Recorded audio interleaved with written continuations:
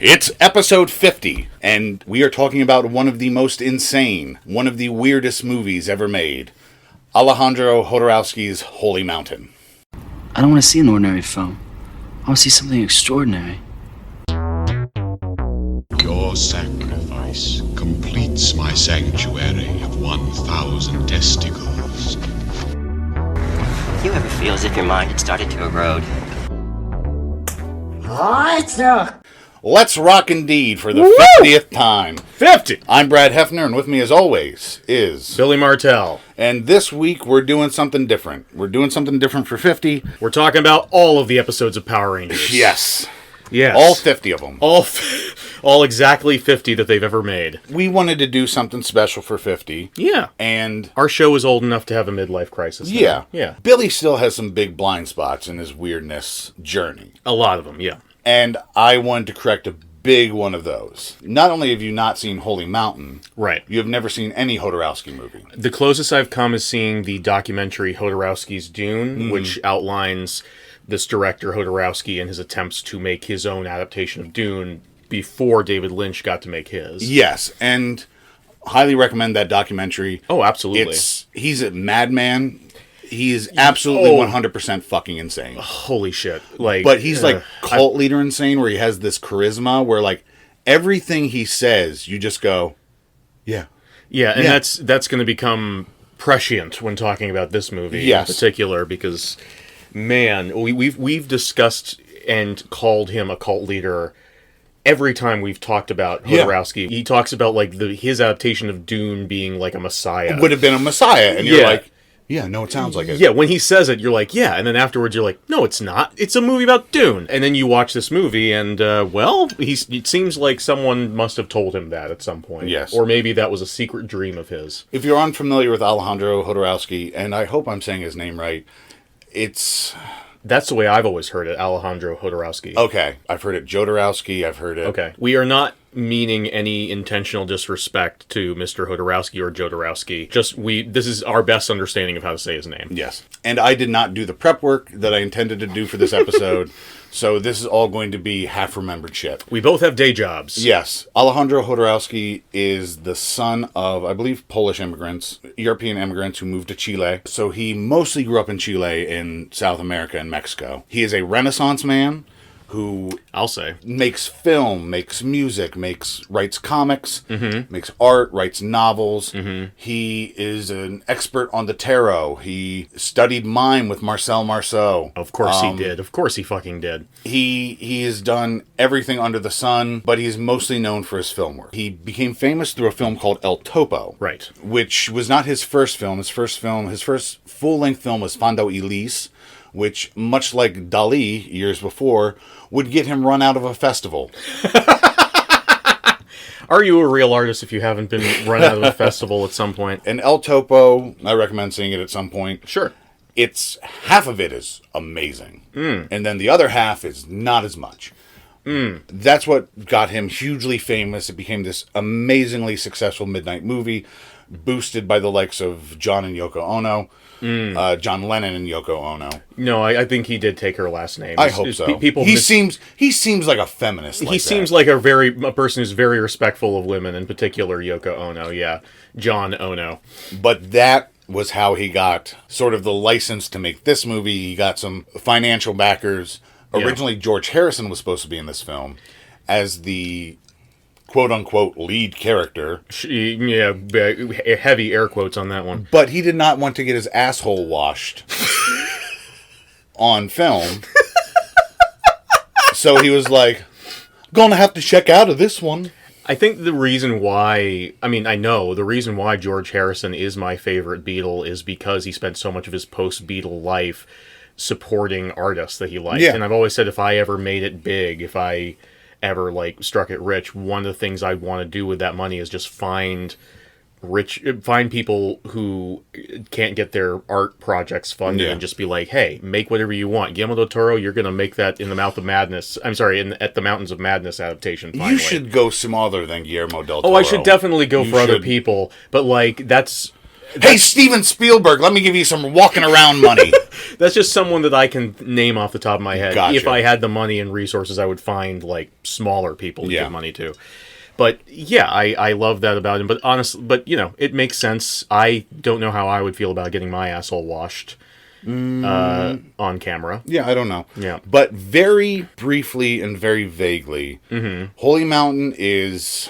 We're not going to walk through the plot. We're just... Because, as you're going to find out, that would be impossible. It would be a stupid thing to do. It would be impossible and it would be pointless. This is a movie... Here's the basic plot of the film, before I describe the tenor of the film. Sure. A man known as the Thief is corrupted by society, and then he meets an alchemist. And if you know anything about alchemy, it is not about the literal transformation of base elements into gold. It is about a spiritual transformation. Okay. So the alchemist is changing this, as he calls them, excrement, this human excrement, into gold through spirituality and things like that. Yeah. And he has also cultivated some of the most powerful people in the world who he is also going to transform into gold. And they are going to climb the Holy Mountain and dethrone the 9 immortals that rule the world. Right.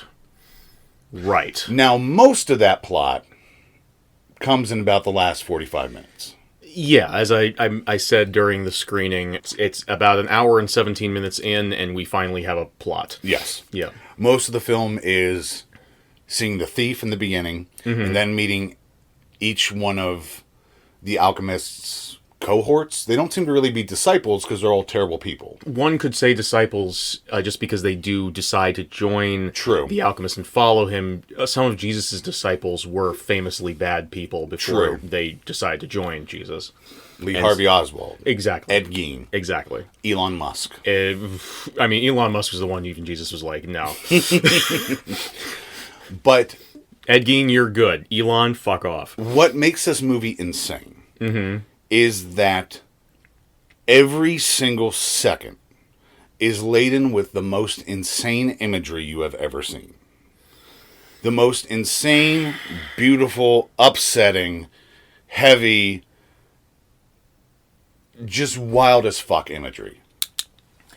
We talked a little bit before watching the movie. I have been avoiding finding out anything about this movie for a while. I think at one point I heard that there was a machine in the movie that involved orgasming. I probably told you about that because that's one of my favorite out of context things to mention about the movie. Sure, Is you the might have. unfolding sex robot. And I heard from another person, and this is not entirely true. This is definitely partially true, but it's not entirely true. I heard from someone that it was an anti-religion movie. It's an anti-everything movie, really. It's a very angry movie. It's also not a very angry movie, but it's also a very angry movie. There's a lot of emotion in this movie. Though that's all I really walked into this movie with, aside from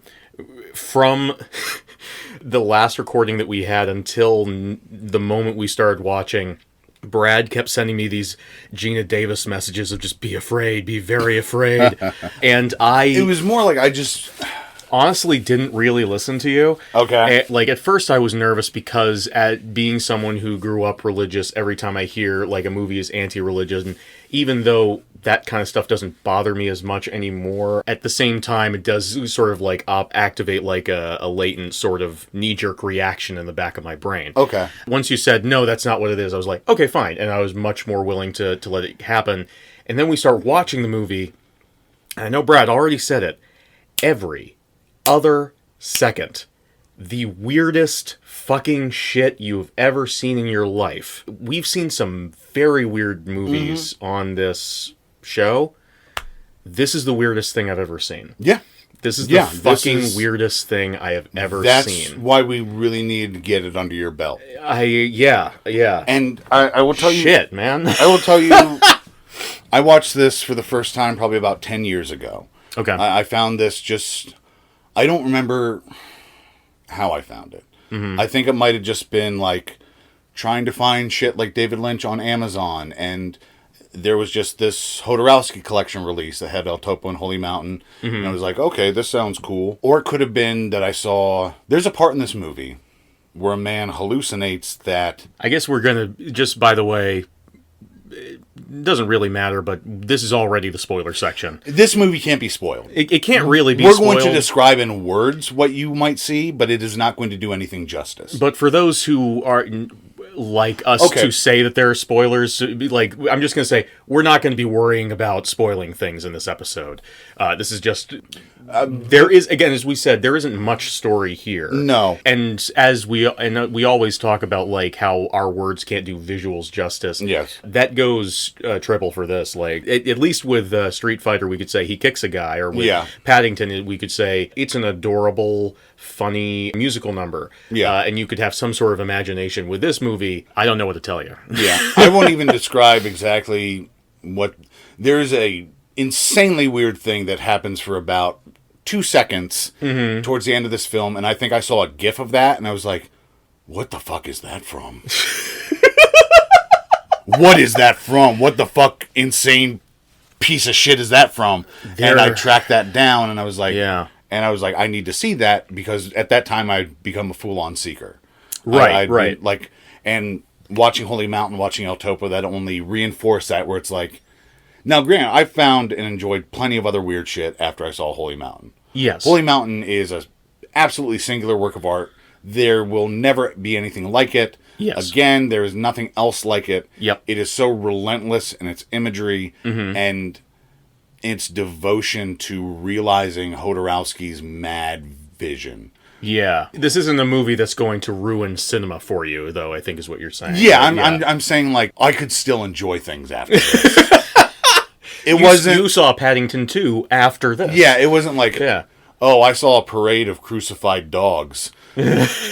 So now, like, nothing shocks me or appalls me or anything. It's like, no, it's just... We were watching a low-rent B-movie from Japan just last week, and you were actively disturbed by something in that movie. I was displeased. I wasn't really disturbed. It just... You seemed upset. I did not care for it. Okay. It was an extended rape scene that just... It was tacky. It was gauche. It was tacky and gauche, yes. Before we get into our discussion, would you recommend Holy Mountain? For the reasons that we have already gone through, I have to say entirely yes. Yeah. As you just said, you're never going to see anything like this. We've barely scratched the surface of the absolutely traumatizing shit. Yeah. And I don't necessarily say traumatizing in the way that I was traumatized by Imprint. No. Where, like, I was, like, upset throughout most of the movie. There were a couple things that upset me in this movie. Yeah. Jodorowsky, we may admire him for being crazy man. Yes. And for, like, having the guts to make a movie like this, which is going to be impenetrable to a lot of people. Yeah. Admirable, in my estimation. On the other hand... I don't know that he's probably a good person. No. And there's a couple of things that happen in the movie that genuinely upset me in a way that I'm not sure they were supposed to. Okay. At the same time, I don't know if this is going to be something that's going to join my collection. I don't know if this is a movie that I loved. No. At the same time, we are hitting me right after I watched this movie. Yeah. In the Antichrist episode... Right, which we also recorded right after I'd seen that movie, not because we planned it, but because I was lazy. Yeah. I had such an emotionally negative reaction to that movie right off the bat that I said something stupid like, art needs to be redemptive to be of worth, and this isn't, so it shouldn't have been made, which is a dumb thing to say. Yeah. And now that's in the episode forever. So I don't know what my idea of this movie is going to be after I've had some time to process it. Sure. Right off the bat. It can be a one and done. That's fine. Right off the bat, this feels like a one and done to me, but I am so glad that I won and did it. Yeah, no, absolutely. Yeah. I wasn't serving this to you being like, here's your new favorite movie. Right, like, yeah, no, I knew that. Yeah. We need to get you you need to do this homework. Sure. Granted, it wasn't homework. You enjoyed it, but it's still I did, yes. To be able to talk about weird movies... You should have at least seen Holy Mountain. Just this is a movie that I was intimidated by for a long time because not only because of the the whole baggage I have with it being and with what I thought was an anti-religious film, but also because this movie is a favorite movie of so many people who like know film, like capital F film snob people, and this is they're all like this is the fucking thing. And so, yeah, there was a bit of me. There was like, can I watch anything after I watch this? Is this the apex? And having now seen it, I'll be fine. Yeah, you will.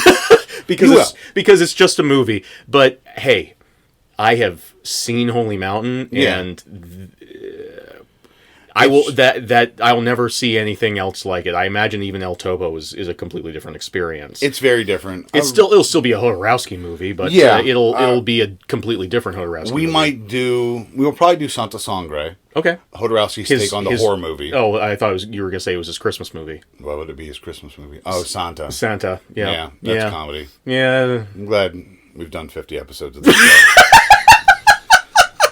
But we might also do El Topo, because El Topo is much easier to describe. Sure. This movie would be a lot of, okay, he goes down a rainbow tunnel. He finds a crazy pilgrim in all white and a naked black woman who looks like a naked X-Men. Who's inscribed in, what was that, is Yiddish, maybe? Hebrew. Okay. And there's a camel there. And then they go to another room, and there's a baby hippo in a pool. And then he poops in a bucket. And it's just, you gotta see it. So that's not an episode we want to record, and that's not an episode you want to listen to. No. There's a reason why we nixed the episode of Eraserhead we were going to do. Yeah. And it's mainly because of this exact reason. We were like, what are we going to say? So I do want to tell you something about Jodorowsky. Go right ahead, because I know very little about him, aside from what I saw in the documentary. Just going back to the idea that he's not a good person. Yeah. Probably not. Yeah. Because I don't get a good vibe. We know what he did to his son to train him for the lead role of Paul Atreides, which was basically have him undergo the most strenuous martial training possible for several years for a movie that did not get made. Like hours and hours and hours a day practicing weapons, martial arts for years.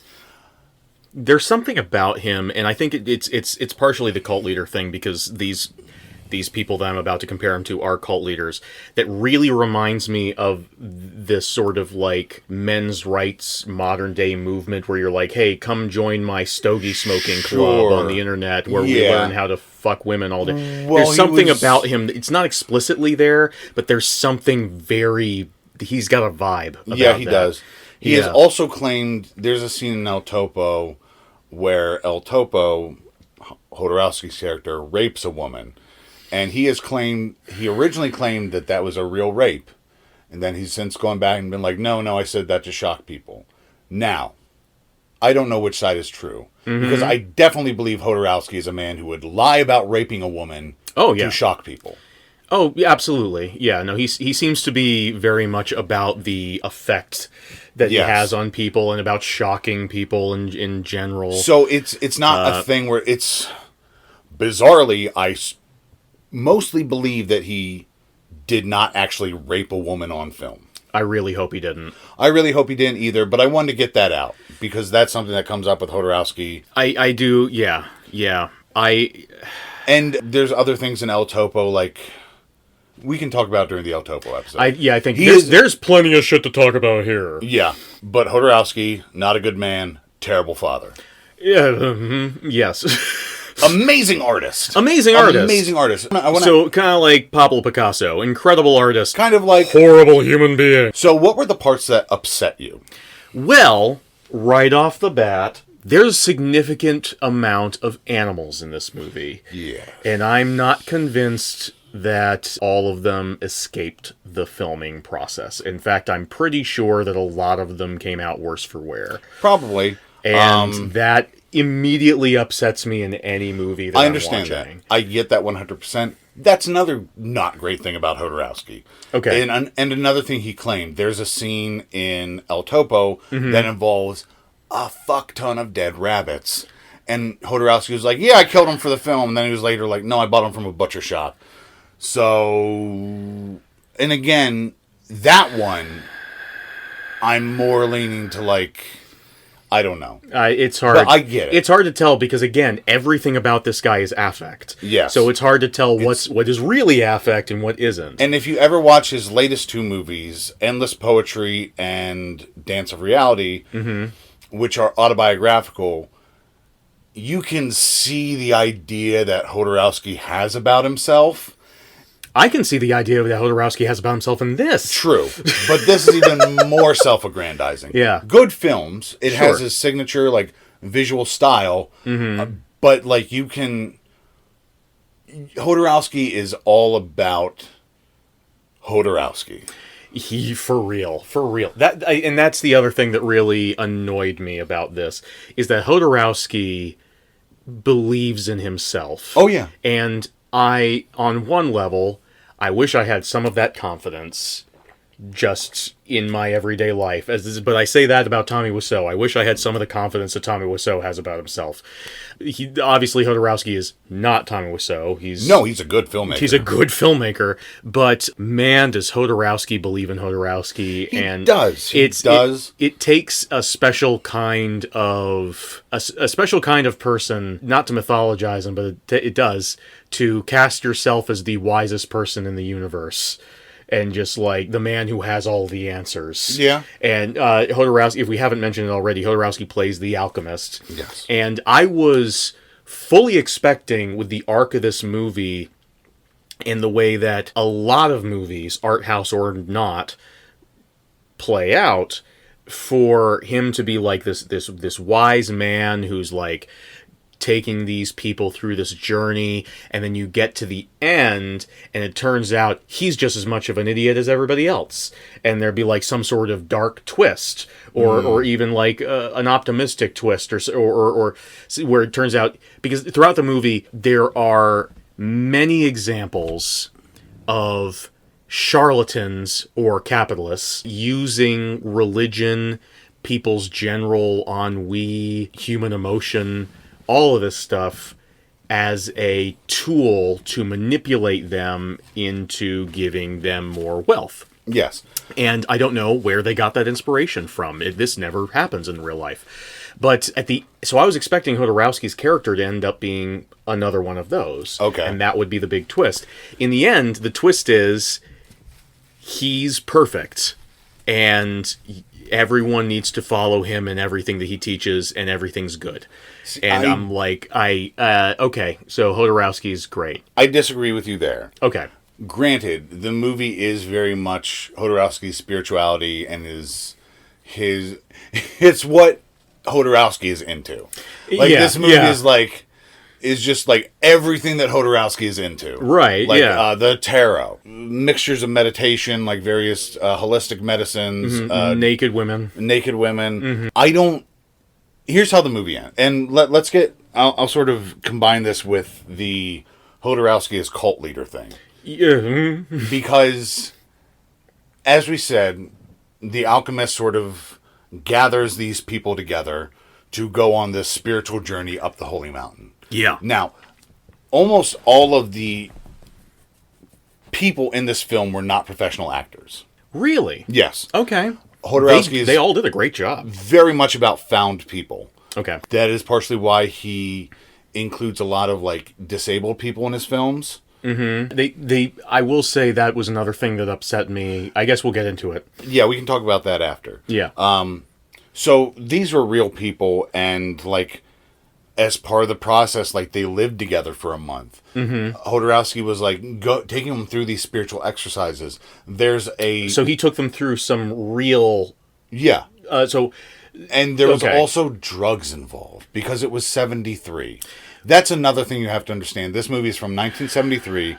It's very much going off of the psychedelia and the spiritualism of the 60s and the 70s. Like, there's a lot of that. So that's why Jodorowsky is like, no, I'm going to speak truths. I'm going to try to enlighten people.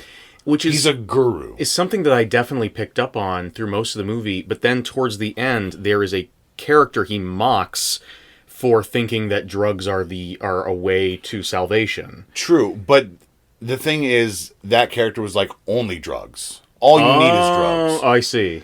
The famous Beatles B-side, All You Need Is Drugs. All you need is drugs. Right. I don't care too much for mummies. Mummies can't buy me drugs. Can't buy me drugs. Imhotep never bought me drugs. That's a song parody I've been working on for a while. It's just, the verses are too short to really establish the concept of why this mummy can't buy me drugs. That's the once you crack that, it's on to the cure for cancer right after that. But there's a part during the spiritual journey where all these characters go through spiritual death and rebirth. Yes. And during that scene, they were actually on LSD. I was actually thinking in my head about how people look for the death of self through hallucinogenics. Yeah. In that it's scene, good for ego death. And I was like, hey, a lot of people go for hallucinogenics for ego death. These people decided to melt wax effigies of themselves. Yes. It's potato patata. It's, again... but apparently they were doing both. All the symbolism, it's all part of the process. Mm-hmm. But, so these people, like, really were buying into Jodorowsky's stuff, and they were like, yeah, we're going on a journey, and this movie's going to... The movie was originally supposed to end with an effect where they sit at the table of the 9 immortals, and they are sort of like... They ascend into eternity or whatever. And then Jodorowsky called an audible, and he's like, fuck that. Mm-hmm. This is a movie. I'm going to tell people it's a movie. So Jodorowsky is like... They're all sitting at the table. They've climbed the holy mountain. They're waiting for Jodorowsky to say something profound, and he's like... This is all a movie. Zoom back camera. That was a pretty cool moment. I'm not going to lie. The camera zooms back. You see the crew.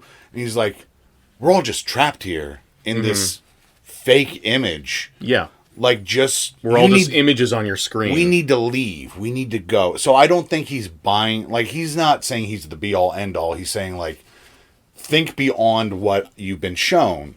Interesting.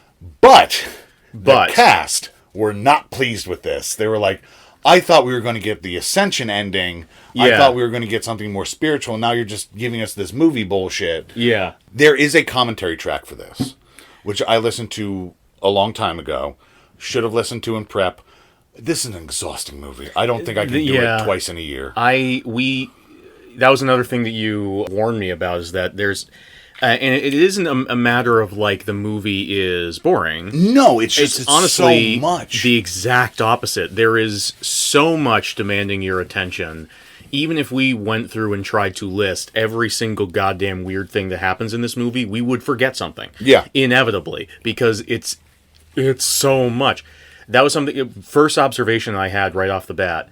Art house cinema is usually conflated with... a slow pace. I think that's probably... I don't know where exactly that comes from. Definitely it's true for one of the most popular artist filmmakers in America, David Lynch. Yes. Who has a very slow pace for a lot of his work.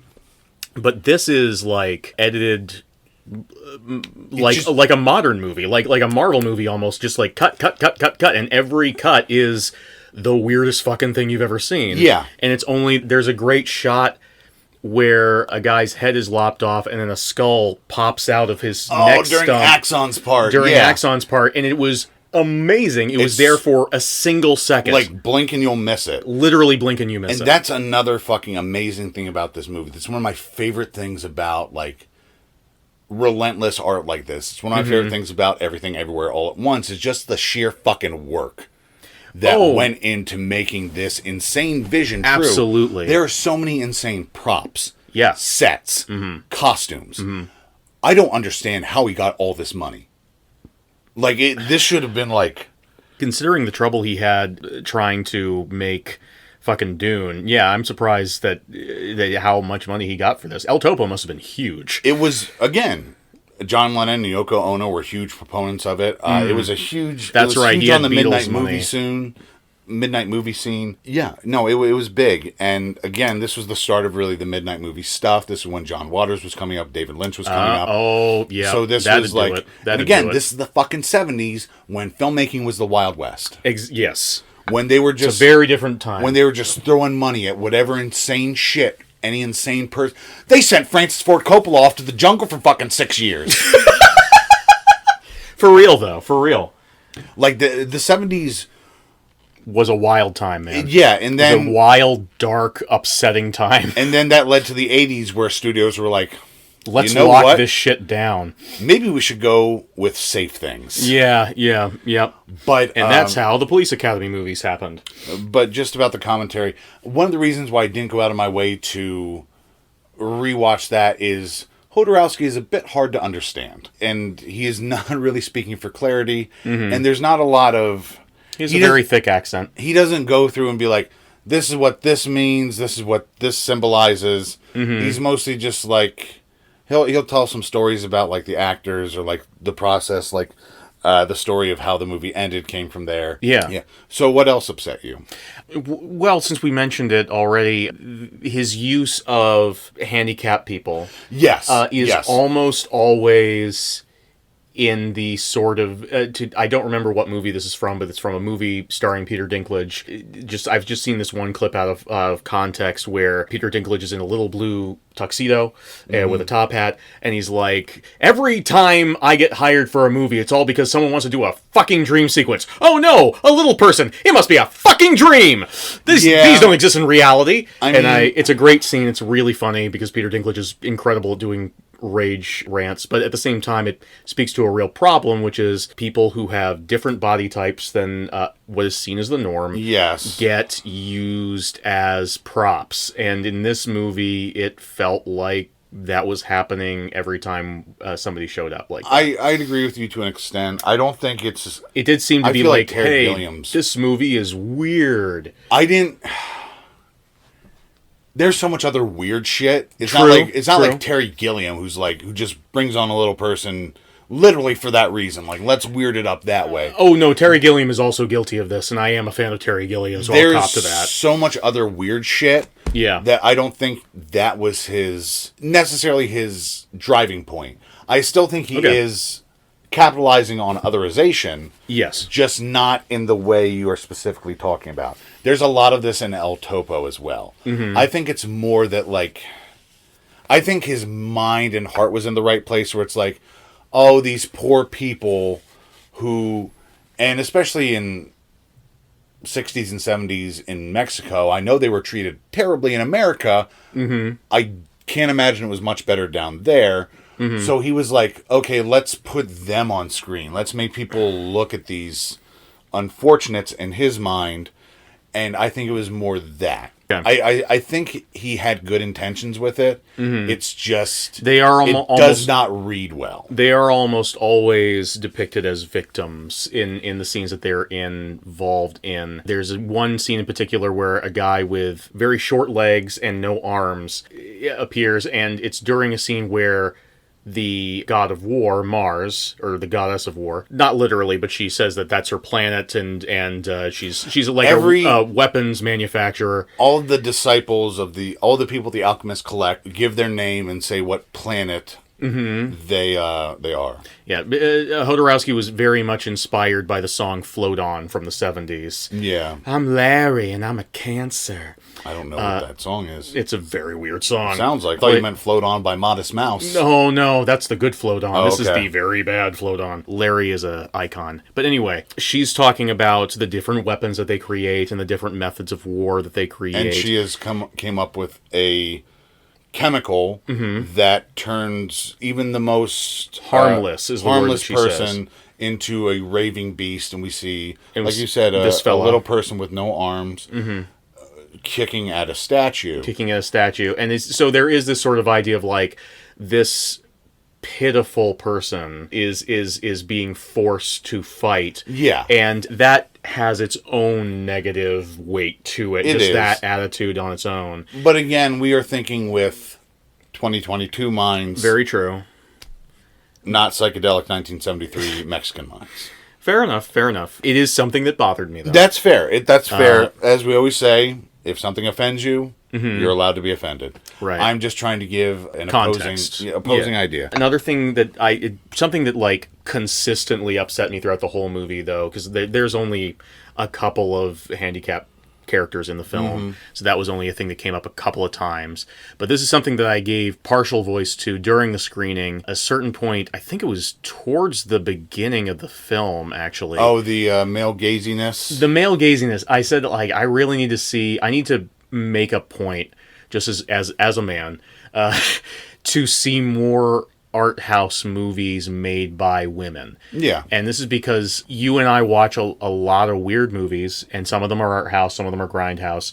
The majority of them are made by men. Yeah. And they involve a lot of female nudity. They do. In a vacuum, there's nothing wrong with female nudity. There's nothing wrong with even the nudity in this movie for the most part. If it was in a vacuum, I wouldn't necessarily have a problem with it. Some of it, later on in the movie went on, I changed my mind on a couple of things. Incredibly one-sided, even in this movie where there's a lot of dicks. There is a lot of dicks. There's a lot of dicks. You see some beefcake men. Yes. It seems, and the part that kind of tipped it on for me about this movie in particular, I was fine with, like, there being naked women. Mm-hmm. Believe it or not, I enjoy looking at naked women. But the issue that I took was this is not entirely correct, but most every significant moment involving a woman character in the movie had to be sexual.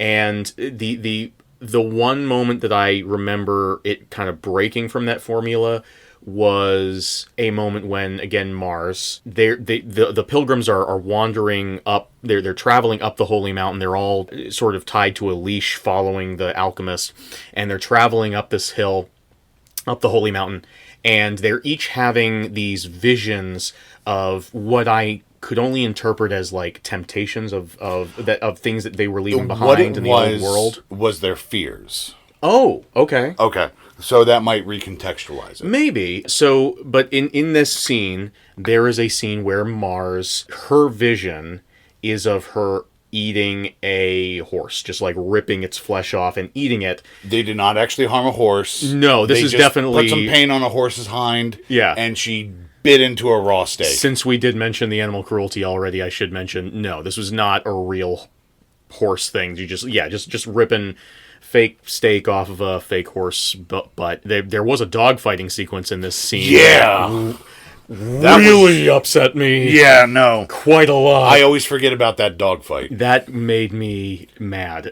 I understand. So that was one moment where it was like, I'd already formulated this hypothesis, this thought in my head, and when we got to that scene, it was like, hey, we found one.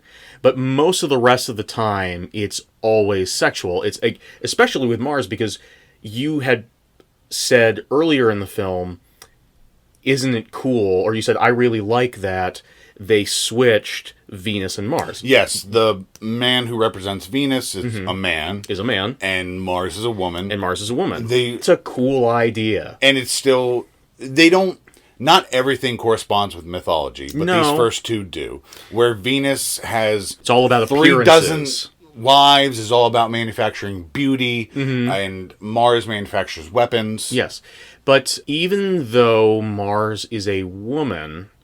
And they are going with the war god motif because they are a weapons manufacturer, are literally in the business of creating and perpetuating wars. The first, I guess, like, minute of their time is all sex. They wake up in a bed with 2 other sexy ladies. They go and you see that they keep a bunch of naked men around to fuck. Their 2 sexy ladies that were sleeping with them follow them around with their boobs out, with cut out holes for their boobs in their outfits. Everything is very sexual, and that doesn't seem to tie in with the war part at all. Whereas, even though Venus is all about, again, appearances, beauty, sex, as Venus is wont to be, Venus himself is very buttoned up. He's almost always dressed. As he even says, like, I only make love to my 100 or so wives during work working hours, which is hilarious and great. I love the commentary of that, but I can't help but notice. And then later on, as again they're climbing the holy mountain, and Mars is like, I can't climb it, I can't do this. And they say, you are afraid of success, now you have to fuck this mountain. One of them, almost seems like opposing ideas. It's like, one of them is like, you're afraid of succeeding. Mm-hmm. You're not afraid of falling, you're afraid of climbing. Right. And a man is like, rub your clitoris against the mountain. This has nothing to do with what we're talking about. This is just something I'm into. The very next scene is another guy being like, oh, I can't go on because of my hand is frozen. They're like, chop off your fingers. The guy gets to have the chop off your fingers moment, and the girl has to masturbate on the mountain. And again, it does not make it better. Yeah. But you have to understand that this is 1973. We've just gone through the free love 60s. Sure. This is, female sexuality on film is newish. Okay. Like, it's... I will say that the film at least acknowledges the existence of the female orgasm. So I guess in the 70s, that was a huge step forward. So it's... and again, it's very much a condescending eye, because it's from Jodorowsky, who is not just a man, but Jodorowsky. For real. I think it was more about, one, yes, he's a horny pervert. That's a part of it. He wanted to Let's just get that right out of the way. He wanted to... He clearly has no problem with nudity of any gender. Yeah. But he obviously prefers female nudity. Right. So he wanted to put a bunch of ladies on film. Sure. But I think it was also a thing of like, yes, women are sexual too. They have their own desires and their own... This idea that women are not just receptacles for sex, but are agents of sex on their own. There is a scene where, again, talking about the fuck robot. Yes. The big old fuck robot, which is an incredible scene, by the way. The amount of work that went into building this gigantic fuck robot. Yeah, so what happens is Fawn, whose planet is Jupiter, so Zeus has an art factory, which is a hilarious idea to begin with. Yes. They mass produce art, and it's all very sexual, and very... Again, that's commentary, like, it might even be self-parody of like, oh yeah, this is what art is now. It's all sexual. That's what sells. That's what I do want to talk about people. That part of the scene in a minute, but let's talk about the fuck robot real quick. So they Fawn unveils his greatest creation, which is a love robot, and it's not a robot you fuck. No, not really. I mean, there's a big stylus. There's a big phallic stylus, and you have giant metal pickle. It's not. It doesn't. The robot doesn't seem to exist for your pleasure. No, it seems to exist for the robot's pleasure. It's an arcade game, essentially. So you have to like be a considerate enough lover with the stylus to make the robot feel good. Yeah, and as the robot feels good, it unfolds and becomes bigger. It sprouts arms that like reach for you and pull you in. Yeah, and then it comes. It comes, and it has a little baby robot. And a little baby robot pops out, and that's how you know that you won a prize at the fair. I guess. Yeah, I guess a robot baby. A robot baby. Oh, that's your prize. You get to take that home. It's like Tamagotchi, though way more emotional involvement. Way more penile involvement. Way more penile involvement. How many times you ever fuck a Tamagotchi? I like to get my dick in that reset hole. Yours fits in there, right? You gotta, because mine. Oh man, good times. Yeah, just right in that, just perfect. Just like Goldilocks situation, perfect size. All of the segments where they talk about the livelihoods, the sort of backstories and lives of these rich assholes, feel like comedy sketches to me. They're so broad and they're so on the nose with the commentary that they're going with.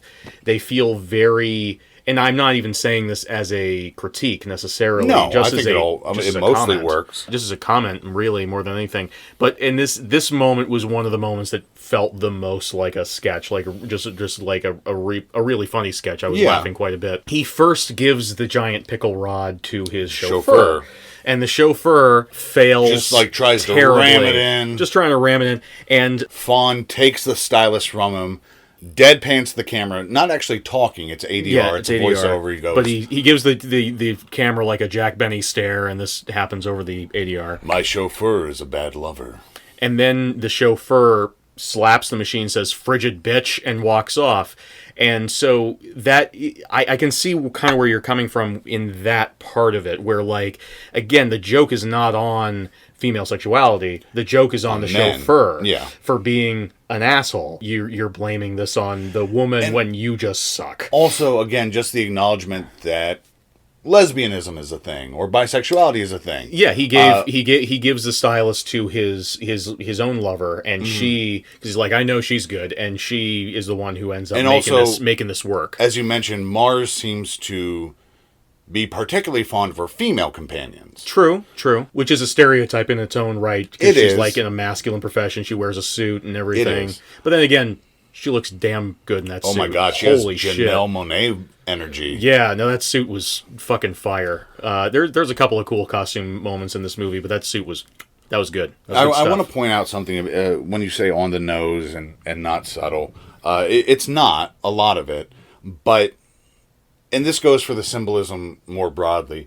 In Roger Ebert's review of El Topo, which he considers one of his great movies. Roger Ebert considered it one of his great movies? Yeah, Okay. on his big list of great movies, he wrote an essay for El Topo. Okay. I can't remember if he originally reviewed it when it came out, or if he rewrote the review for the great movies thing. Or if it was original. But he says there's two kinds of symbolism: the obvious and the obtuse. If you get a symbol, if you get what's going on, it's obvious. Because you get it. Right. And if you don't get it, it's obtuse because you don't get it.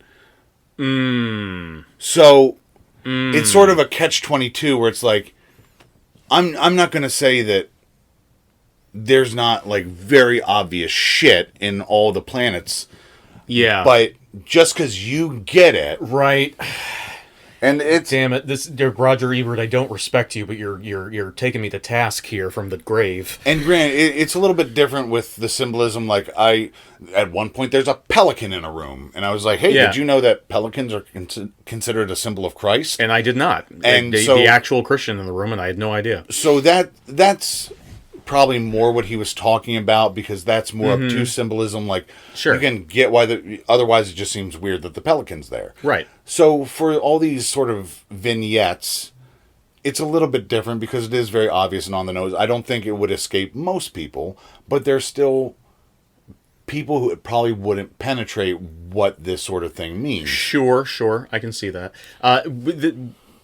To your point, though, to back up what you were just saying, we were discussing this very early on in the movie. There is an incredible scene, which is unfortunately also the scene where I first noticed the fact that there was probably some animal cruelty on set. Yes. Which is a depiction of The conquest of the Aztecs. the conquest of the Aztecs being portrayed by little animals in suits, like little toads and little chameleons or iguanas or something. I think they're bearded dragons or something. Like in costumes.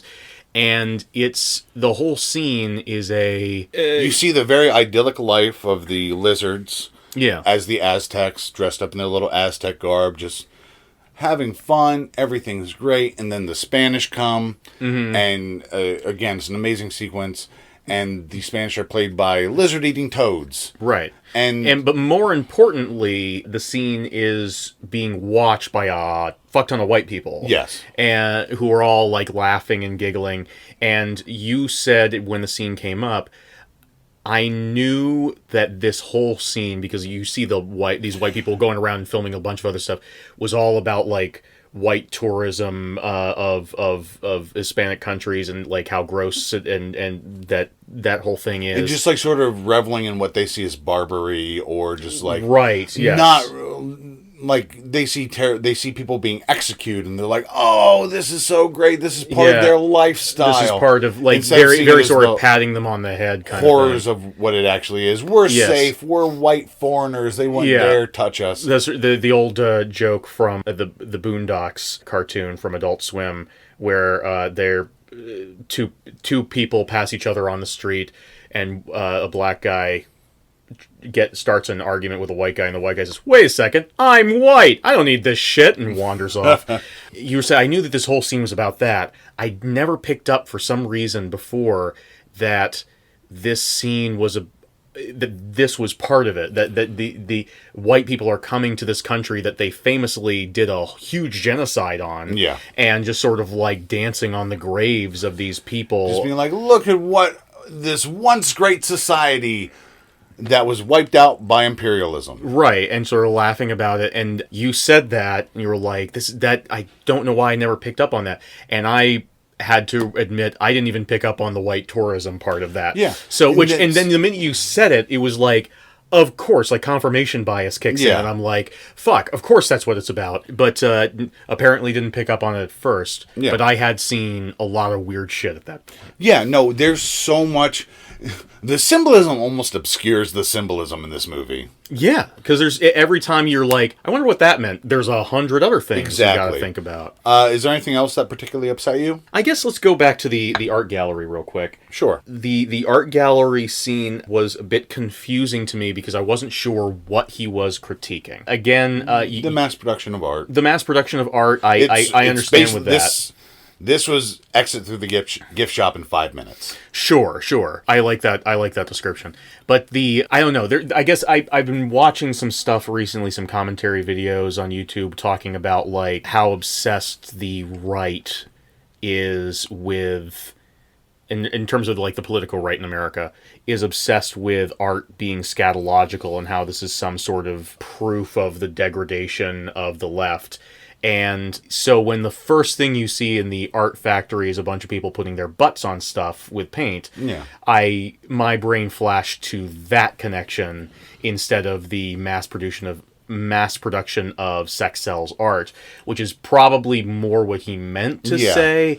And also just the low effort. Initially, that pissed me off. Okay, just the low effort idea of like, let's just paint asses and have ass prints, and also the idea of like, I'm going to buy this because it means so much, and you don't realize it's just ass prints. Right. I think the problem that I had was that the criticism that he was putting on art was something that probably made more sense at the time. Probably. And I am taking it and applying it to people who are somehow in the year of our Lord 2022 still upset about the Dadaists putting a toilet in a museum. Yeah. You know, like that's more where my brain was making the connection. But I think that you're right. I don't think that's at all what he was going with. No, I don't think so. Because if he was, he wouldn't have made this movie. No. Yeah. Does that cover the things you did not like? At least for now. Okay. I am drinking during this episode, so I may have forgotten something. Well, do you want to take a quick break? Let's do that. And then we will talk about the things you did like. Yeah, absolutely. So we just talked about Marvel Comics for 15 minutes. Now to go into completely the other direction. And now for something completely different. But, so we talked about all the things that you loathed about visionary director Alejandro Jodorowsky's Holy Mountain. What a monster I am. Yes. I dare you to speak that way about other visionary directors like Zack Snyder. You know what? I couldn't. Zack Snyder is a perfect angel and has never, ever made a movie that I find to be a personal insult adapting one of my favorite fictional characters of all time. So someday we'll watch Sucker Punch for this show. Sure. And you can tell me which is a more daring artistic masterpiece, Sucker Punch or Holy Mountain. Yeah. Which one was a better feminist film than Holy Mountain or Sucker Punch? Well, don't make me defend Zack Snyder. Don't defend Zack Snyder. That's on you, buddy. Yeah, but you have a gun to my head. And you're holding up a sign that says defend Zack Snyder. You're lucky this isn't a video podcast, or else I'd have evidence. Yeah, take that. But yeah, let's talk about the things that I did like about this movie. It's always so easier. Much. It's always easier to vocalize things you don't like. It is, it is a lot easier. And again, like this movie is so crazy and so wild that I guess to back my way into the good stuff by talking about another thing that I didn't like. This is not any specific thing. I will say that like it's funny that you said that. I think you said that El Topo is really great in the first half, and the second half is just not as great. I kind of felt the same way with this, where it was like the first half is where you get a lot of the wild and crazy shit. Yeah, like that's the stuff where it's going to be like really impenetrable to a lot of folks. It's just like. Again, thing after thing after thing after thing after thing, crazy wild shit. And maybe just because of doing this show, I don't know when this started, I have come to a place where I, as a film viewer, have really come to appreciate when a film can just like grab me by the nose and just take me somewhere. Oh yeah. Where like there's a lot to be said for the slow burn, but there's also a lot to be said for punching you in the face and pulling you into a car. Sure, yeah. And like, one of the things I can mention is the first time I noticed that this is like something I really enjoy is episode 8 of Twin Peaks: The Return. Yes. Where just like at a certain point during the episode, it cuts into a flashback, and from the second that starts, I'm just in it. And it just takes me Which places. is fascinating because there are several solid minutes of just silence and abstract stillness. Yeah. Things. Yeah. Sometimes movies don't have to make sense, as we've mentioned. But the first part of this movie, it wasn't the kind of thing where it was in episode 8 of Twin Peaks: The Return. Shut up. Thank you. In episode 8 of Twin Peaks: The Return, I am immediately like flabbergasted by the imagery, and I'm just like, it's almost like the episode, like I've fallen in love with what's going on. Yeah, on screen, and I just sort of like fly through it. One of my stipulations was that we had to watch that together. Yeah, when I was finally watching through all of Twin Peaks, you were like, "Hey, let me know when you get to episode 8. We're gonna watch it together because I knew you were still a baby bird. Yes, and I knew like I didn't want you to be alone for that. Right? Yeah. And no, that was a wild trip. This movie didn't as much like immediately like engender that attachment that a lot of Lynch stuff does. Like another film that other stuff that has made me feel that way is mostly Lynch stuff. Like Eraserhead made me feel that way. Mulholland Drive made me feel that way, where it's like, I don't know where you're taking me, but take me away. Sure. This movie was just sort of like, we're taking you where we want to take you. Doesn't matter if you want to come with us. And that's fine too. And I still enjoyed that aspect of like, I think I said within like the first 20 minutes of this movie, I have no idea what the fuck this movie's about. And I did not say that necessarily as a negative. Like I don't necessarily mind that in a film. It's just a series of wild shit. And I'm sure that in Jodorowsky's mind, everything that happens in that first hour means something. I don't know what a lot of it means, but there was a lot. And it happened. And then the second half, when, again, there's a plot, there was something, and it's not fair.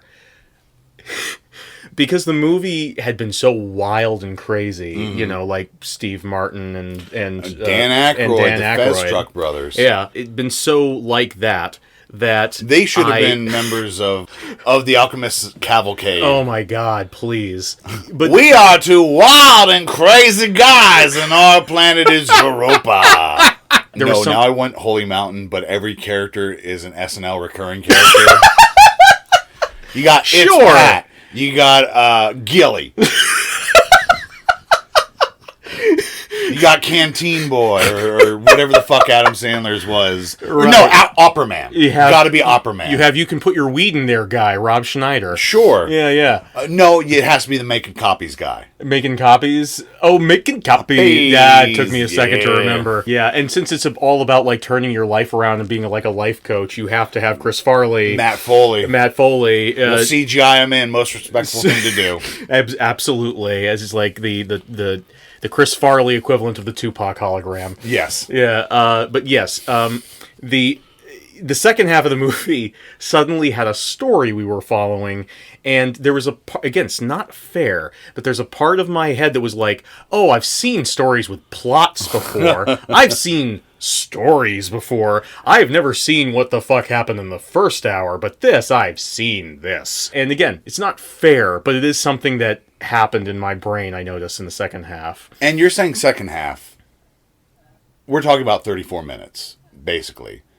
That's 30, a good point. 40 at the most. This happened in It's my about a brain 2-hour movie. At the moment he got through the tunnel and met the alchemist is when the plot starts, and that is kind of when my brain was like, okay, now there's something to follow. Oh, so it was that early. It was kind of that early that my brain was like, okay, I thought you meant like after he gets through all the planets, introducing every member of his rogues gallery. The planets was a bit of a was when I perked up again because because each of those is such like they're each treated as their own little vignette. Gotcha. You don't even know whether or not that any of these characters will come back in the movie in any meaningful way when you're watching it for the first time. So I didn't know if these characters were ever going to come back, but we were just watching them. And then when they do finally show up, it's like, okay, we're all going to go on a quest. And I was like, okay, we're going to go on a quest. And that at that point, And then you started to go... I started to be like, okay, we're going to get through the rest of this. Yeah. There was still a lot of crazy shit. There's still stuff that I enjoyed in that second half, or even about more 40 than that. 40 minutes. But like that first bit where it's just sort of like... It follows the thief. Where it just follows the thief through all this crazy bullshit. Basically a lot of commentary and satire on society. Mm-hmm. As Brad pointed out to me, it's not so much that it's satirizing or criticizing religion, although it definitely does. Yes. It's more that it's satirizing and criticizing everything, and religion in our society as it exists today, and certainly when it existed in back in the day that they were making this movie. And you also have to remember... is in everything. Yeah, and especially for Jodorowsky in Chile, Mexico. He got ran out of Mexico for making this movie. I can't imagine why.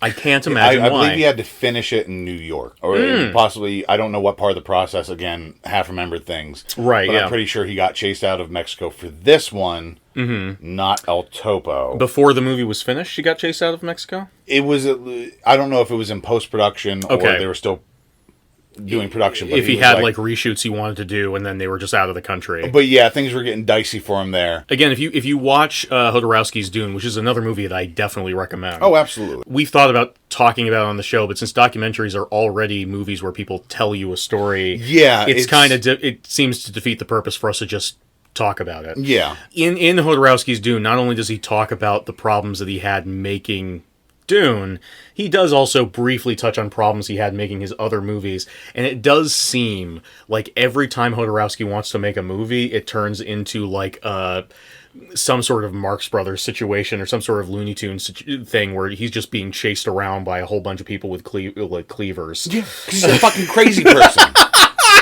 They should be chasing after him with butterfly nets. Yeah, no, he deserves to be chased around, and I'm sure he'd love it. Yeah, no, he does seem to get off on how much people get mad at him. Yeah, I'm sure he took it as a point of pride. I believe he absolutely does. I'm imagining does. I'm imagining it's like the fall of Saigon, and there's a helicopter landing atop an embassy, and he's like just like running, trying to drag the sex robot like behind them. He's like he has to leave it.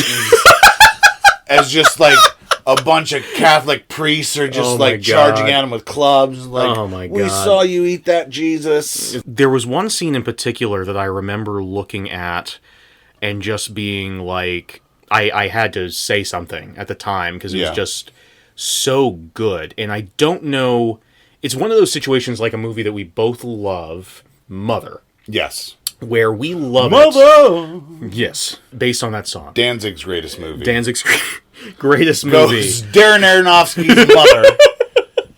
Veronica. I don't know. Close second, Veronica. I don't know if his vampire western came out yet. Oh man! But I need to follow up on that. I hear it's better than Veronica. I hope that it's at least as good as John Carpenter's Vampires. Oh, I hope so. But which I've never seen. Yeah, just another vampire western I could pull from. Oh wait, I should have pulled from the actual good vampire western, Near Dark. Mm-hmm. But whatever. It's a situation like the movie Mother that we both enjoy. We both love Mother. Yeah, we think it's a great movie. But I think we can both agree that what the director's vision for the movie was and what we like about it are not the same thing. Sure. Yeah. Still love the movie whenever I do watch it, but I definitely enjoyed it more when I didn't know what the director's idea of the movie was. Mm-hmm. Because I could make up my own idea, which is probably why David Lynch avoids telling people what he was making his movies for, because Yeah. he wants people to fill in the blanks themselves. He said as much himself. In this scene, I don't know what Jodorowsky's idea for it was. I have a feeling that I'm at least close. But it's a scene where the thief character is made up to look like Jesus in the traditional artistic sense. There's already been a lot of parallels before. He's got long hair. He's got a beard. There have been plenty of intentional parallels before. He's He was crucified. He's crucified within the first couple minutes of the film. No, sorry. I just imagined the Passion of the Christ. Yeah. But it begins with the crucifixion. Then it's a close up of Jesus' face, and then in Aramaic he says, "Bet you're wondering how I got here." Yep, that's me. Just hanging out as usual. Yeah, if you know what I mean. You gotta laugh. Anyway, so that Peter, am I right? I'll be here all week. So in this particular scene, he has run into these people dressed as Romans, and this man dressed as a nun. That's the other thing. That's another thing I forgot that I didn't care for. Weird. There's some transphobia. Yeah. If you didn't.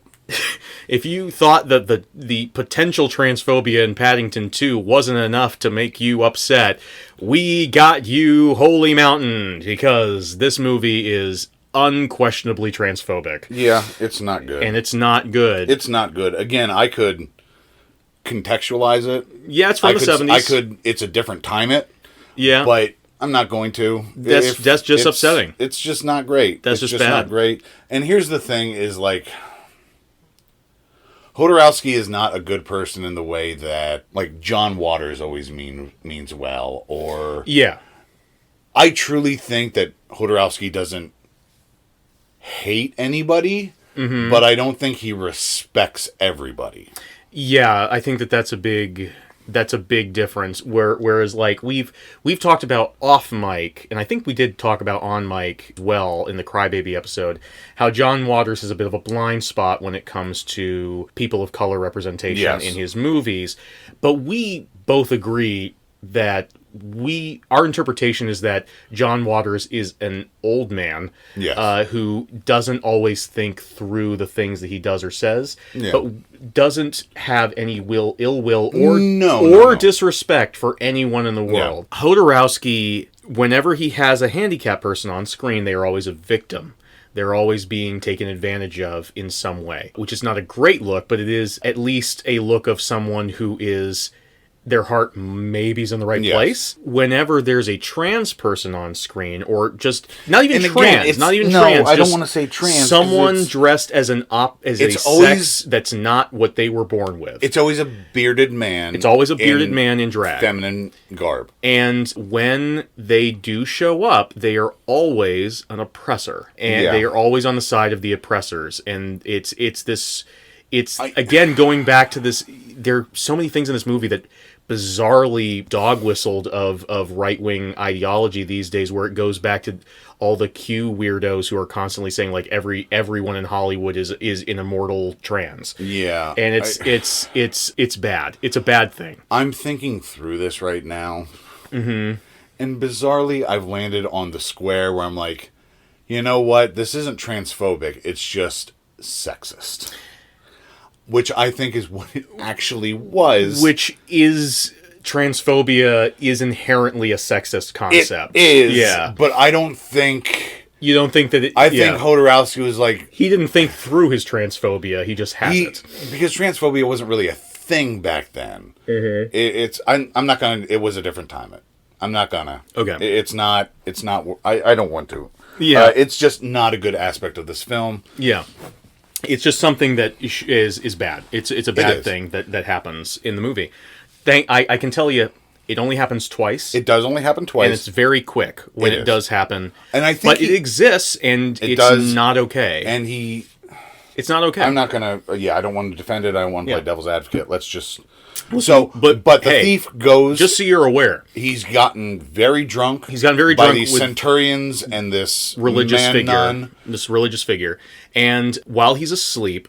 They take they make a mold of his body to mass produce Jesus statues of they literally put him in the crucified position. The T-pose. The T-pose, yeah. This sort of T bending into a Y pose that you often see Jesus in. They make a plaster cast of him out, not even plaster, pig guts. Liquefied pig guts. No, that's grease that they use so that the cast wouldn't stick to him. Oh, I didn't understand that. Okay. Grease him up with pig guts, and then they put him in make a plaster mold of him, and then he slowly wakes up.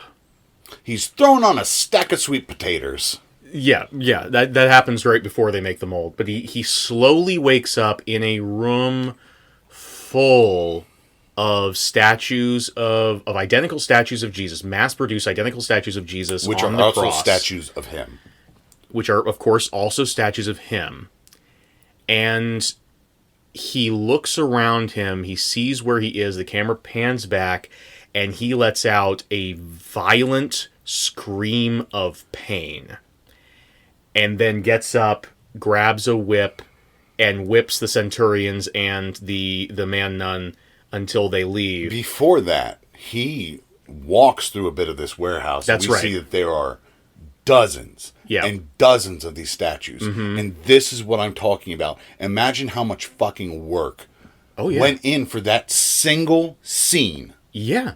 And that scene, again, as someone who does still count himself as religious. Oh, it's very potent commentary. Jesus. Well, yeah, literally Jesus Christ. But like, holy shit. Yeah. Like, that was... The mass production and commoditization of religion. Obviously, yeah. That's Obviously.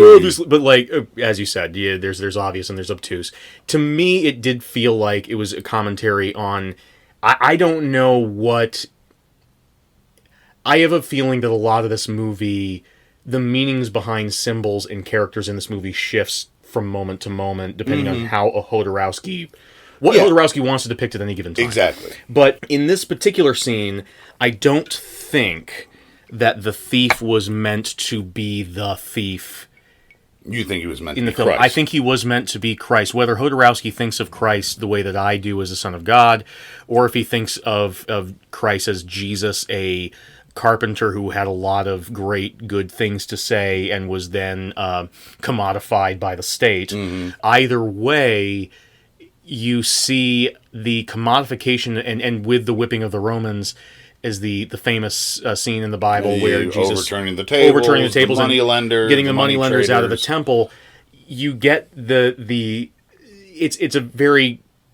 it seems like a very clear visual metaphor of like Jesus looking at the modern day state of the religion that purports to worship him. Oh, absolutely. And is utterly failing at that because it's propping up a capitalistic system that goes against everything that he taught. And a lot of human rights abuses, just a lot of... and it was an incredibly beautiful and powerful moment. Absolutely. That is better in this movie made by an absolute creep. Better than, I was going to say, any Jesus movie I've seen, and I realize the only movie I've seen about Jesus' life is Ben-Hur. But it was still better. Seen The Passion of the Christ? I haven't seen The Passion of the Christ. I avoided it because the reviews were so mixed. Yeah. My dad very much wants me to see it. He says it's a beautiful movie. But so I'm going to see it eventually. Okay. I tend to avoid them just because they have movies about Jesus' life have kind of a reputation for being a bit shit. Yeah. In this instance, let's make a good one. Sure, yeah, let's do it. Let's make the Hamilton of Jesus movies. Yeah, it was an incredibly powerful moment that just really, really affected me. It's and fantastic. I thought it was absolutely gorgeous. And that's another reason why we absolutely could not do a step-by-step walkthrough of this film is because, one, there are broad swaths that we cannot interpret. For real, we can interpret it broadly, but... I don't know. Again, Brad mentioned earlier on, like, there's a scene where just a bunch of people are wandering by with a bunch of crucified, cut-open dogs. I don't know what the fuck that's about, but it certainly is striking. If you were to, like... If I had to guess, I could guess. I have a gun to your head, so... Yeah. You do. Yeah. Your arm strength is incredible. Mm-hmm. You don't drop it. I don't. Steady hands. And that's why we're also rap partners, because you never drop the mic. I never drop the mic. But, I leave that to you. We just talked about about 3 minutes of this movie, and that took us significantly longer than 3 minutes. This for movie real. is so fucking dense. Like, again, It's the densest. It is worth the experience just to be like, wow, I just watched a movie and somehow I am tired as fuck. Like, just to be assaulted. Yeah. Just to be so pummeled with imagery. And that's why I sort of like... Brad kept telling me, you're going to be so tired. You're going to be so wiped at the end of this movie. And again, I didn't believe you because I didn't understand what you were talking about. As you were as clear as you could be. I just didn't understand. Yeah. And then we watched the movie and I'm only like 30 minutes in and I'm like, I am exhausted. Yeah. Like Brad can attest, I just sort of like rubbed my eyes and was like, what the fuck? I usually get tired around Berg. That's the vignette with, I think he's Uranus, the one that I don't like. Oh, the financial advisor. The financial But then advisor who has like Axon. a weird relationship with his mother. Axon perks me the fuck up. Axon is so good. Axon is fucking amazing. And let's get back to Axon. Let's do it. Yeah. And then we get Pluto. And his vignette is really good. But by this, like, it's, as you said, it's horrific. He's an architect whose sole purpose is to make money, but also to, like, cut down on anything he says all man needs is a shelter.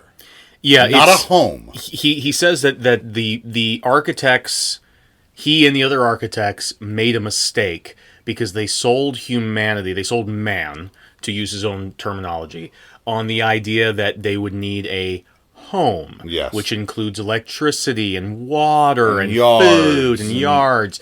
And this was a mistake because they lost money. They lose money that way. The way that they're going to to correct this mistake is to sell humanity and man on the idea that they only need shelter and sell them coffin-shaped boxes that operate essentially like Japanese sleeping tubes. Yeah, where basically. when it's time to sleep, you get shoved into this box. You sleep until your shift begins. You get up and then you eat at the factory. You drink at the factory. There's a truck that comes around every once in a while and allows you to defecate.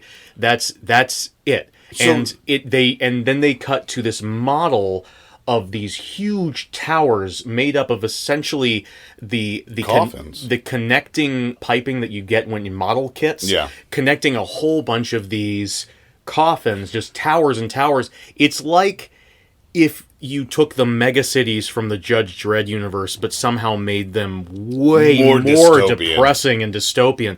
It was an impressively upsetting visual. It's not just the visuals of this movie. There's a lot of great ideas, a lot of great satire, a lot of great commentary. Again, if you're like us, that's probably a very obvious satire of capitalism. It still fucking works. But it worked, yeah. It doesn't, like, if it works, I don't give a shit. Yeah. But my point is, even though I love this vignette, by the time we get to Pluto, I'm ready for the movie to be over. I unfortunately agree with you. And you said, I still enjoy a lot of what's to come. Oh yeah, and it's only about 40 more minutes. We get some good stuff, but at the same time, I'm like, okay, they're almost at the island. Yeah. All right, he threw the disabled person off the boat. Yeah, that happens. Another part of the problem with the last 40 is that's when you get the majority of what I think of as the Jodorowsky's a great guy hour. That's where all the philosophy and the spirituality and the teachings and the message and all of like the just Jodorowsky taking them around and being like his disciples would be like, oh, I can't do the cupping thing because the guy's feet smell too bad, and he beats the guy up. Is like, you're gonna do cupping, and then he's once he puts the bones in your legs back together, he'll smell great, and it just, again, really feels like all these sort of like, I'll teach you how to be an alpha male kind of fuckers on the internet. I don't see that as an alpha male thing. I see that as a respect people thing. No, that's not the way he means it, but the vibe of, I know what's best for you, so it's okay when I beat you up kind of attitude. Okay, but that's violence is different when I do it because I'm an exceptional. But he's also the sensei. Yeah. And sometimes you need to... Sure. Also, I don't know. I think that was Fawn. It was Venus, I think. No, was it Venus? I don't remember. I don't think it was Venus. No, Venus chopped off his fingers. Maybe, yeah. Oh, yeah, because the body was important to him. It might have been... It doesn't matter. That's another problem, is I start to lose track of who's who. Yeah, especially once they shave their heads. Yeah, everyone shaves their heads, and the majority of them also shave their facial hair. And but this was before they got to they did that once they got to Lotus Island. Yes. This was before that, so he still had the beard. But I'm not sure. No, I think it was Pluto, actually.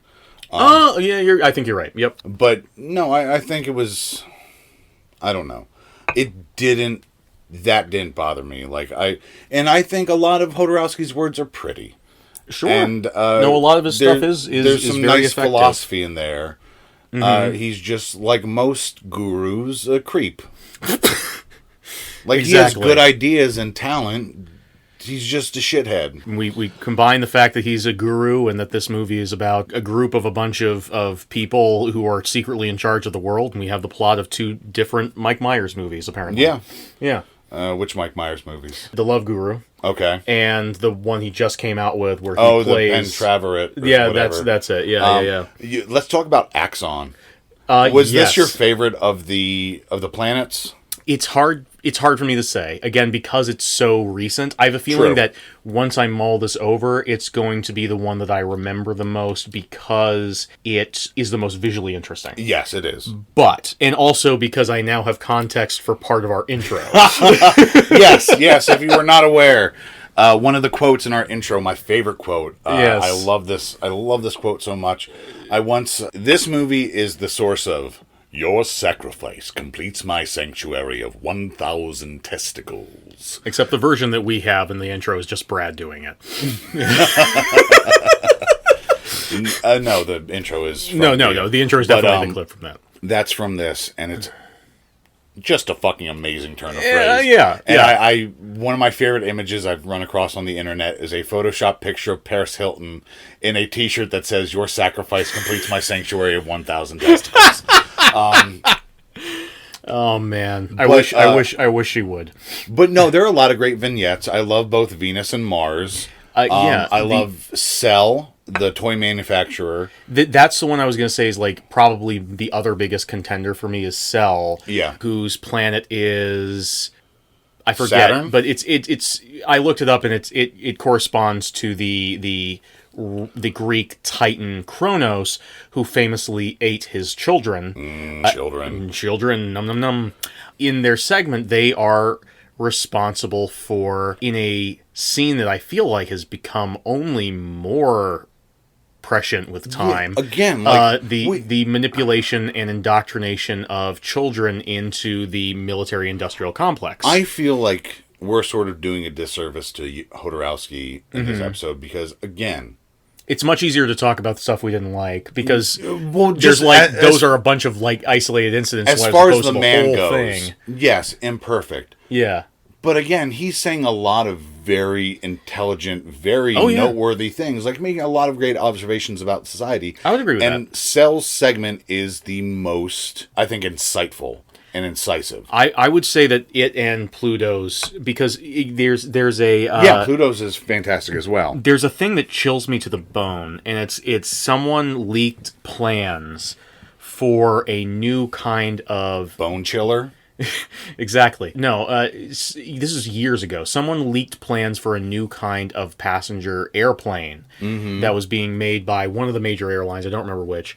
And the plan was essentially very similar to this, where they were we're going to do it double decker and just make it so that nobody has Pluto thing. Any room at all.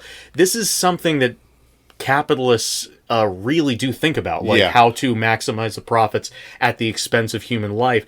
So I would say that that segment and the Cell saga, as I like to call it, are equal in my mind in terms of fuck. Just... So let's put off Axon for another minute. Okay. And talk about Cell. Cell makes war toys. Yes. And when we first see Cell, she's dressed up like a clown with a sort of a bishop's hat, a pope's hat. Yes. Which is a great juxtaposition of and she's surrounded by children, and she has little people, Santa Clauses, and they're handing out candy, and the children just swarm around her. And again, it's not saying If you were to view this movie through the lens of its mocking religion, you'd be like, the bishop hat, oh, they're making fun of bishops. No, it's like she is the religious leader of these children. Yeah, it's using religious symbolism to show her power. And also, even you could see that as a commentary on the way that we allow kids to become so involved in pop culture IPs to the point where they do become I often joke, but there is an element of truth to it, that I am a Christian, but I also believe in the religion of comic books. Okay. Because like there's an amount of indoctrination that I went through via pop culture saturation at a young age, with all these bright, colorful things that I was taught to care about, and now have like a serotonin drip that comes from buying these commodities. Gotcha. And this is something that, again, like this only became more true after the movie came out in the 80s, when Reagan stripped away a lot of the restrictions on what could or could not be children's media. You had a lot of like the G.I. Joe cartoon, the Teenage Mutant Ninja Turtles cartoon, and all this stuff selling products to children based on these brightly colored ha ha ha ha, and like getting these kids to follow along with these figures that are supposedly so friendly and so good for them, but are really just literally a facade meant to sell. And we see that because she takes off all the makeup, and underneath it's very severe, almost like Cruella de Vil-ish. Yeah, even more like more of almost a Nurse Ratched, just like completely you get it, very severe and evil and mean. But Sal makes war toys, and she works with the government. Yes, to figure out, okay, what do we need to indoctrinate the children? And they have a computer that they feed data into. They feed it information about wars and revolutions, and it predicts who we're going to go to war with. Say you have to go to war with Peru in 15 years. Yeah. Time to start indoctrinating children to hate Peruvians and want to kill Peruvians. And it's so scary and insightful and hits so close to home. Absolutely accurate. I again, this is one of the scenes where I almost didn't like it because not even symbolism, the satire seemed so obvious. Yeah. But at the same time, this is obvious to me, again, because I do know that we do this. Yeah. Like, just how many...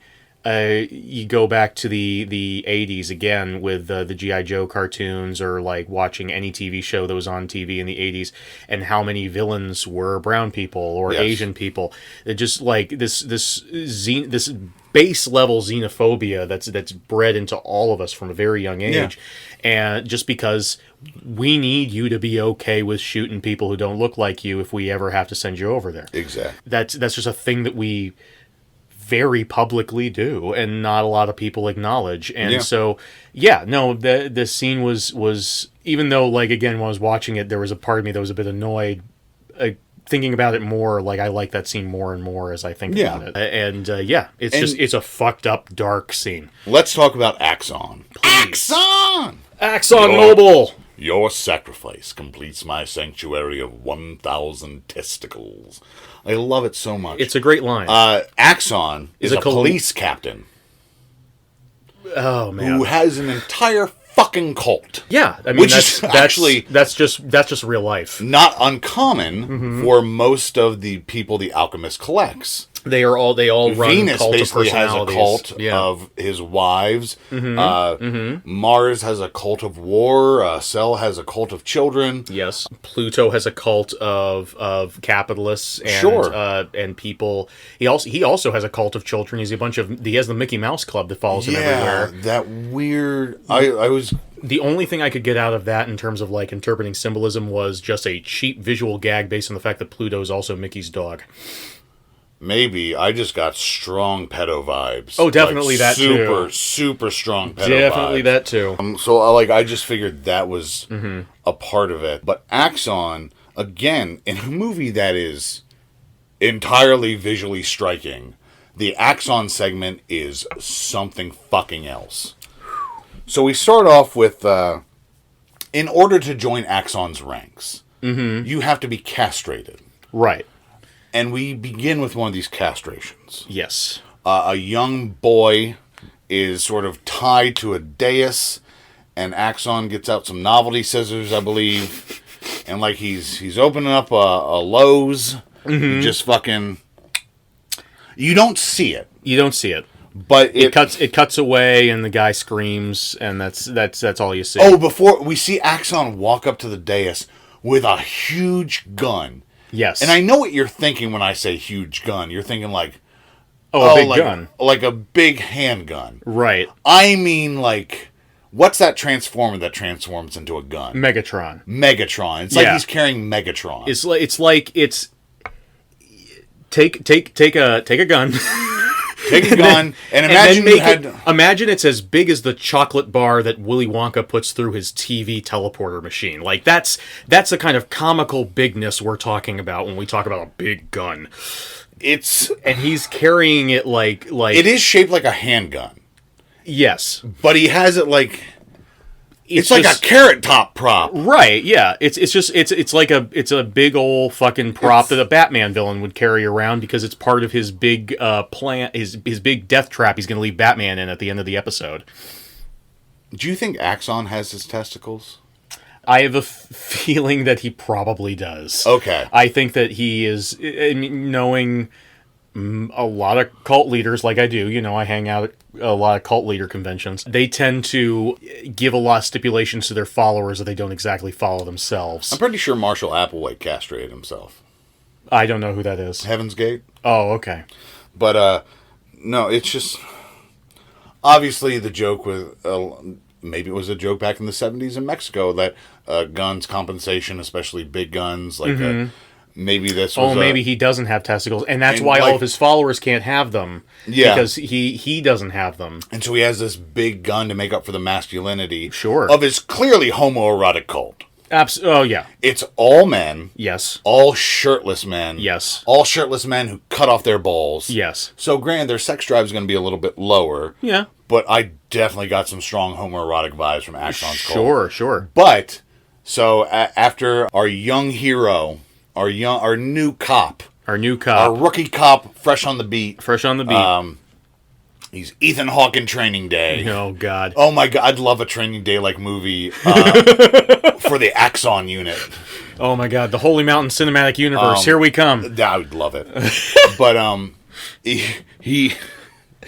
Axon takes the young man with his testicles in a champagne flute, suspended in something, and he takes him to a sanctuary of 1,000, technically a sanctuary of 999 testicles. Yes. This is a big deal that he's getting his 1,000th today.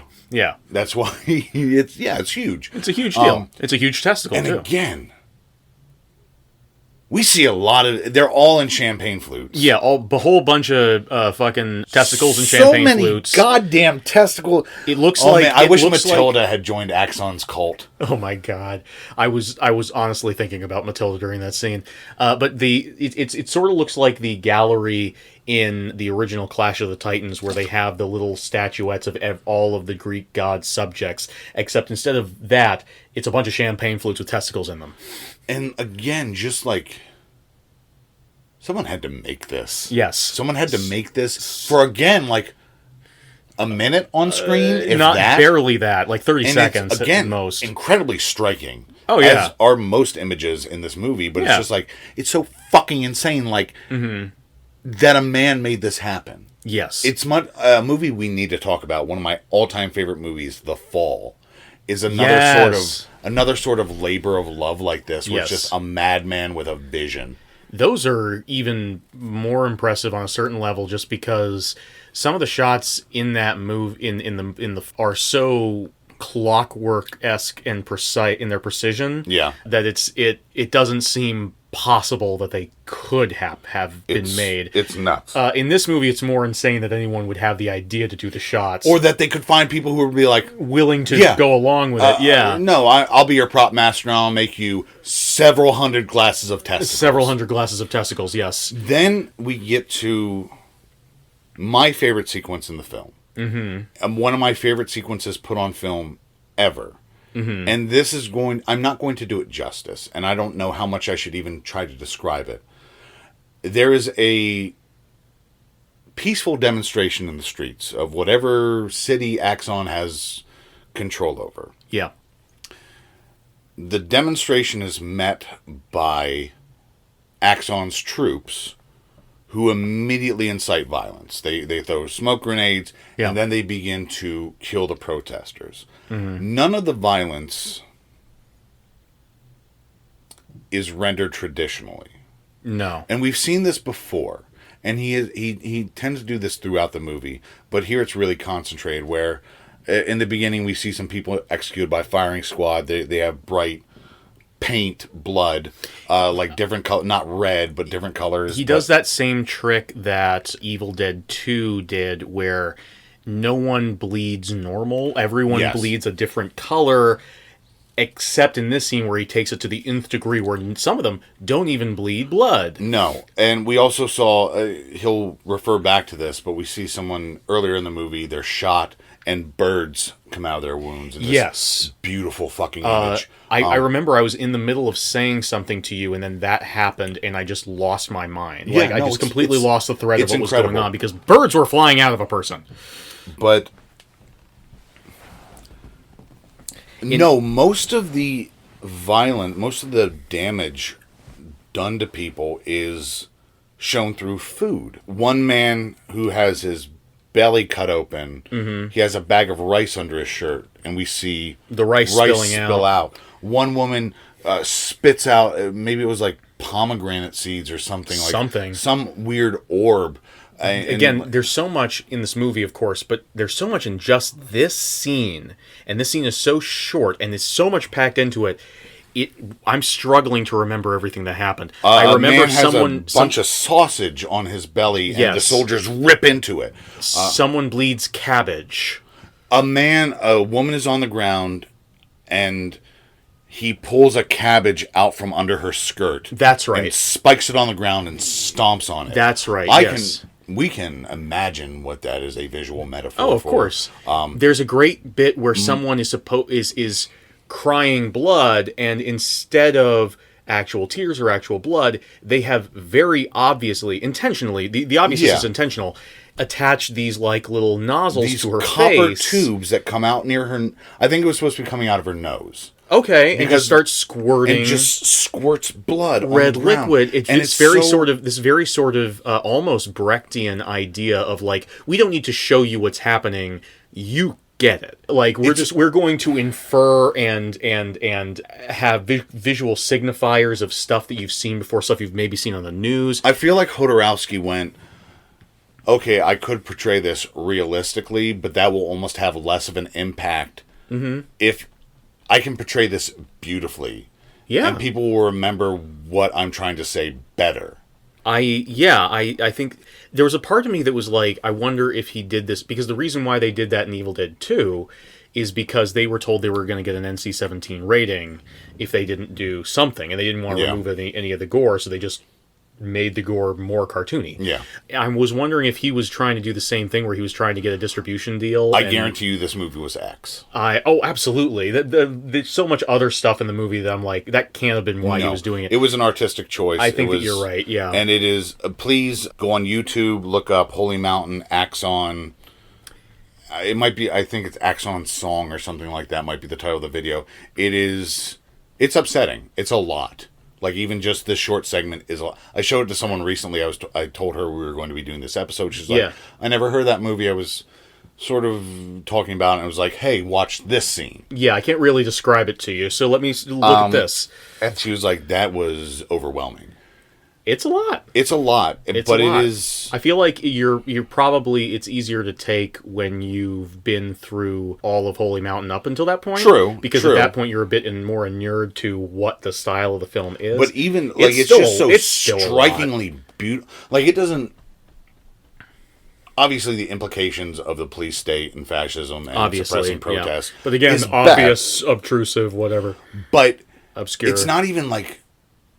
the sheer brutal violence that is being alluded to. It's just the fucking beauty of it, like the imagination that went into this, like this idea of just how can we display this carnage. And it's another one of those, and for me, the moment that like tips it over the edge to being the scene I'm going to remember coming out of this movie for a while, I'm calling it now, is not only does it have all of that, because a lot of this movie has a lot of like quick cutting, like crazy shit. Yeah.